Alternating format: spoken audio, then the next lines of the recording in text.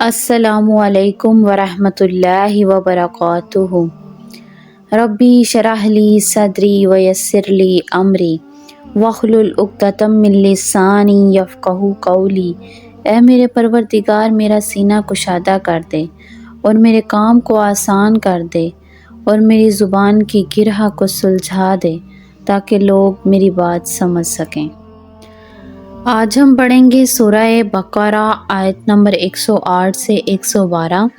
ترجمہ اور تفسیر کے ساتھ۔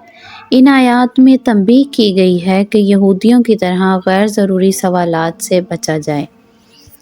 آپ سے گزارش ہے کہ میرے چینل قرآن اسپرٹ کنیکٹ کو سبسکرائب کر لیں تاکہ قرآنی آیات کی اپ کمنگ ویڈیوز کے نوٹیفیکیشن آپ کو ملتے رہیں۔ اعوذ باللہ من الشیطان الرجیم، بسم اللہ الرحمن الرحیم۔ سورہ بقرہ آیت نمبر 108۔ ام تریدون، کیا تم چاہتے ہو، ان تسألوا کہ سوال کرو، رسولکم اپنے رسول، کما جیسا کہ سئل سوال کیے گئے موسیٰ علیہ السلام سے، من قبل اس سے پہلے، ومن یتبدل اور انہوں نے اختیار کر لیے، یتبدلی اختیار کر لیے، یتبدل الکفر یعنی کہ کفر اختیار کر لیا، بالایمانی ایمان کے بدلے، فقد ضل اس سے وہ بھٹک گئے، سواء سیدھا، سبیل راستہ۔ کیا تم یہ چاہتے ہو کہ اپنے رسول سے یعنی اپنے رسول صلی اللہ علیہ وآلہ وسلم سے اسی قسم کے سوال کرو جیسے پہلے موسیٰ علیہ السلام سے کیے جا چکے ہیں، اور جو شخص ایمان کے بدلے کفر اختیار کرے وہ یقیناً سیدھے راستے سے بھٹک گیا۔ یہ خطاب یہودیوں کو بھی ہے جو ان حضرت صلی اللہ علیہ وآلہ وسلم پر ایمان لانے کی بجائے طرح طرح کے مطالبات پیش کیا کرتے تھے، اور ساتھ ہی مسلمانوں کو یہ بھی سبق دیا جا رہا ہے کہ جس طرح حضرت موسیٰ علیہ السلام پر ایمان لانے کے باوجود یہودی ان سے نامعقول اور غیر ضروری سوالات اور مطالبات کرتے تھے، تم ایسا نہ کرنا۔ وَدَّ کثیر اور چاہا بہت، من اہل الکتاب اہل کتاب میں سے، لا یردونکم کاش تمہیں لوٹا دیں، من بعد اس کے بعد، ایمانکم تمہارے ایمان لانے کے بعد، کفارن کفر میں، حسدن حسد میں، من عندی وجہ اس کے، انفسہم اپنے دل، من بعد ما تبین لہم الحق وجہ اس کے کہ واضح ہو گیا ان پر حق، یعنی حق ان پر واضح ہو گیا، فاعفوا پس تم معاف کر دو، واصفحوا اور درگزر کرو، حتیٰ یہاں تک کہ یأتی اللہ تعالیٰ لائے بامرہ اپنے حکم، ان اللہ بے شک اللہ علی کل شیء ہر چیز پر قدیر قادر ہے۔ مسلمانوں، بہت سے اہل کتاب اپنے دلوں کے حسد کی بنا پر یہ چاہتے ہیں کہ تمہارے ایمان لانے کے بعد تمہیں پلٹا کر پھر کافر بنا دیں، بوجہ اس کے کہ حق ان پر واضح ہو چکا ہے۔ چنانچہ تم معاف کرو اور درگزر سے کام لو، یہاں تک کہ اللہ تعالیٰ خود اپنا فیصلہ بھیج دیں، بے شک اللہ تعالیٰ ہر چیز پر قادر ہے۔ وَأَقِیمُوا الصَّلَاةَ اور تم قائم کرو نماز، وَآتُوا الزَّکَاةَ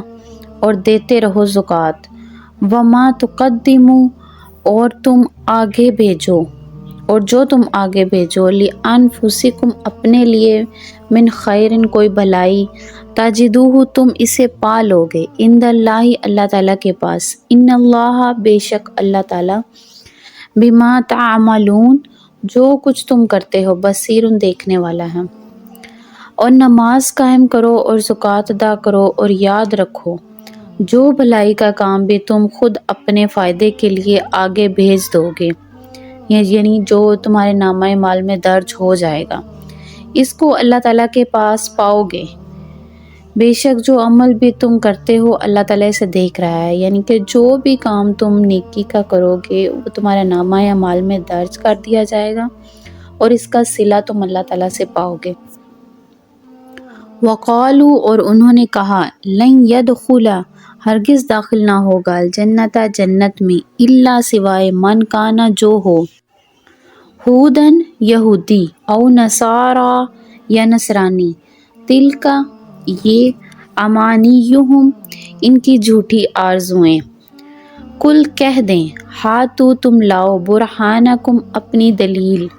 ان کنتم صادقین اگر تم سچے ہو۔ اور یہ یعنی یہودی اور عیسائی کہتے ہیں کہ جنت میں سوائے یہودیوں یا عیسائیوں کے کوئی بھی ہرگز داخل نہیں ہوگا، یہ محض ان کی آرزویں ہیں۔ آپ ان سے کہیے اگر تم اپنے اس دعوے میں سچے ہو تو اپنی کوئی دلیل لے کر آؤ۔ یعنی یہودی کہتے ہیں کہ صرف یہودی جنت میں جائیں گے اور عیسائی کہتے ہیں کہ صرف عیسائی ہی جنت میں جائیں گے۔ بلا کیوں نہیں، من اسلم جس نے جھکا دیا وجہہ اپنے چہرے کو للہ اللہ تعالیٰ کے لیے، وہو اور وہ محسن نیکوکار بھی ہو، فلاح تو اس کے لیے اجرہم اجر ہے اس کا عند ربہم اس کے رب کے پاس، ولا خوف اور نہ خوف ہوگا علیہم ان پر، ولا ہم اور نہ وہ ہوں گے یحزنون غمگین۔ کیوں نہیں، قاعدہ یہ ہے کہ جو شخص بھی اپنا رخ اللہ تعالیٰ کے آگے جھکا دے اور وہ نیک عمل کرنے والا ہو، یعنی اسے اپنا اجر اپنے اللہ تعالیٰ کے پاس ملے گا، اور ایسے لوگوں کو نہ کوئی خوف ہوگا اور نہ وہ غمگین ہوں گے۔ صدق اللہ العظیم۔ اللہم انا نجعلک فی نحورہم ونعوذ بک من شرورہم۔ اے اللہ پاک،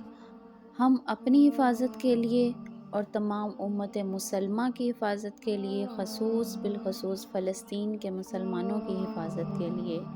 آپ کو ان دشمنوں کے مقابلے میں پیش کرتے ہیں اور ان کی برائی سے پناہ چاہتے ہیں۔